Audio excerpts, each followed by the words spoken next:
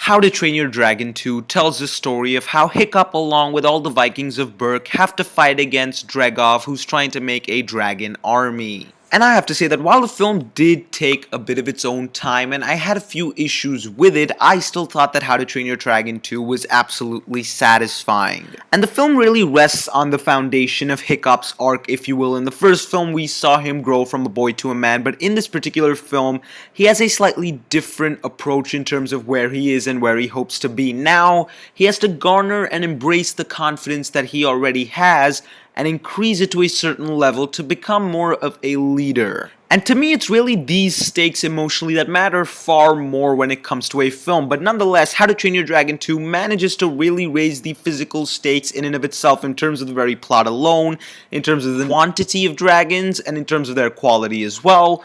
But really, at the end of the day, it manages to once again throw in not only the element of surprise, but as well this heightened sense of adventure. And it is this essence of adventure that really plays out in each and every single plot line that the film consists of. Furthermore, it is heightened simply because of the stunning visuals that we witnessed on screen. Unfortunately, for this sense of adventure to come about, you do have to wait for a short amount of time. The thing is, the film's build-up is slow, and it does lead up to something certainly satisfying, but during that very build-up, you're not entirely entranced or in fact gripped by the film. Furthermore, certain elements or plot lines within the film are introduced rather conveniently, while their payoff is certainly necessary and in fact effective for the overall working of the film. Unfortunately, their setup in and of itself is not entirely brought about in the most naturalistic manner. Furthermore, there were certain areas wherein I find the dialogue to be a tidbit blatant, if you will. For example, in the beginning of the film,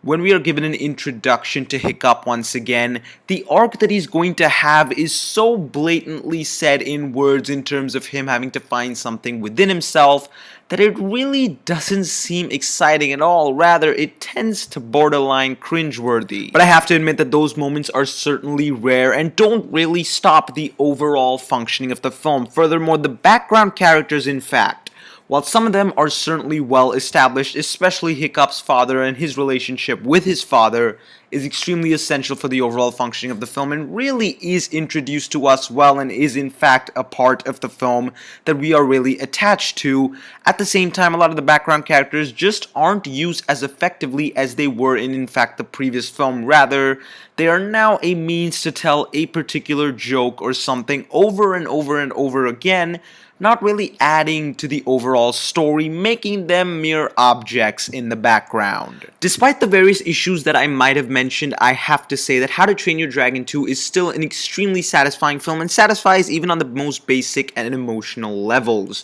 Furthermore, the relationship between Hiccup and Toothless is so beautifully expressed throughout this film and really adds to one of the central components of this film, wherein emotion is really used and at the forefront in order to overcome certain overwhelming odds. Especially in the second half of this film, it really picks up and delivers everything you enjoyed about the original film and much, much more. I'm going to give How to Train Your Dragon 2 a double yes.